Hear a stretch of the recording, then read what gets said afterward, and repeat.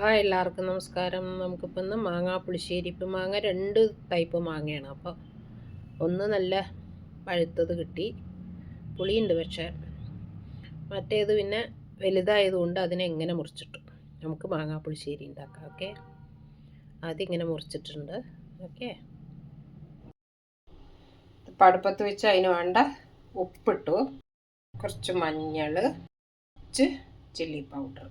നമ്മൾ അരയ്ക്കുമ്പോൾ പച്ചമുളക് ഇടുന്നുണ്ട്. ഓക്കെ, അതുകൊണ്ട് കുറച്ച് ചില്ലി പൗഡർ. തേങ്ങ അരപ്പിന് മുമ്പായിട്ട് ഞാനൊരു പൊടി ഇടും. കുറച്ച് ഉലുവ, കുറച്ച് കടുക്, കുറച്ച് ജീരകം കേട്ടോ. ഇത് മിക്സിയിലിട്ടിട്ട് അതിൽ തേങ്ങയിട്ട് ഒരേ ഒരു പച്ചമുളക് ഇടും. എന്താ വെച്ചാൽ കാശ്മീരി ചില്ലി പൗഡർ ഇട്ടല്ലോ, അതും ഇട്ടിട്ട് അരച്ച് കൊണ്ടുവരാം.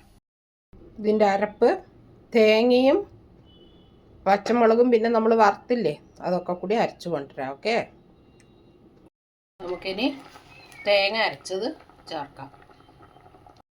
വെള്ളം തിളച്ച് നമുക്ക് കരിവേപ്പില ഇടാം. കുറച്ച് വെല്ലം ഇടണം. തള വരുമ്പോൾ നമ്മൾ എടുക്കണം, അധികം തിളയ്ക്കണ്ട. ഓക്കെ, എല്ലാവരും ഉണ്ടാക്കി നോക്കൂ. സബ്സ്ക്രൈബ് ചെയ്യൂ, ലൈക്ക് ചെയ്യൂ, ഷെയർ ചെയ്യൂ. നല്ല ചോറിന് പറ്റിയ മാങ്ങാപ്പുളിശ്ശേരി. ഓക്കെ, ചെറിയൊരു മധുരവും ഉണ്ടാവും. ശർക്കര ഇട്ടിട്ടുണ്ട്. ഈ മാങ്ങ കുറച്ച് പുളിയുണ്ട്, അതുകൊണ്ടാണ് ശർക്കര ഇട്ടത്. അല്ലെങ്കിൽ നല്ല മധുരമുള്ള മാങ്ങയാണെങ്കിൽ ശർക്കര ഇടേണ്ട ആവശ്യമില്ല കേട്ടോ. നോക്കിയിട്ട് നിങ്ങൾ ഗ്രേവിയിൽ നോക്കിയിട്ട് ഇട്ടാൽ മതി. ഓക്കെ, എല്ലാവരും ഉണ്ടാക്കി നോക്കൂ. സബ്സ്ക്രൈബ് ചെയ്യൂ, ലൈക്ക് ചെയ്യൂ, ഷെയർ ചെയ്യൂ. Thank you. നമ്മൾ ലാസ്റ്റ് കുറച്ച് തൈര് ചെറിയ മിക്സി ഗ്രൈൻഡറിൽ അരച്ചിട്ട് നമുക്ക് ഇളക്കിയെടുക്കുക. അധികം വേവണ്ട ഇനി. ഓക്കെ, തള വരുമ്പോൾ നമ്മൾ എടുക്കണം, അധികം തിളയ്ക്കണ്ട. ഓക്കെ, നമ്മുടെ മാങ്ങാപ്പുളിശ്ശേരി റെഡി. എല്ലാവരും ഉണ്ടാക്കി നോക്കൂ. സബ്സ്ക്രൈബ് ചെയ്യൂ, ലൈക്ക് ചെയ്യൂ, ഷെയർ ചെയ്യൂ. Thank you so much.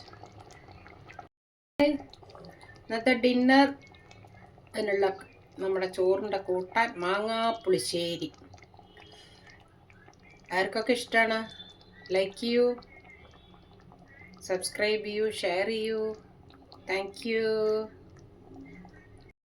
Dinner ചോറ്, മാങ്ങാപ്പുളിശ്ശേരി, ക്യാപ്സിക്കം കറി, വെണ്ടയ്ക്കപ്പേരി, അച്ചാറ്. കോമ്പിനേഷൻ ആർക്കൊക്കെ ഇഷ്ടമുണ്ട്?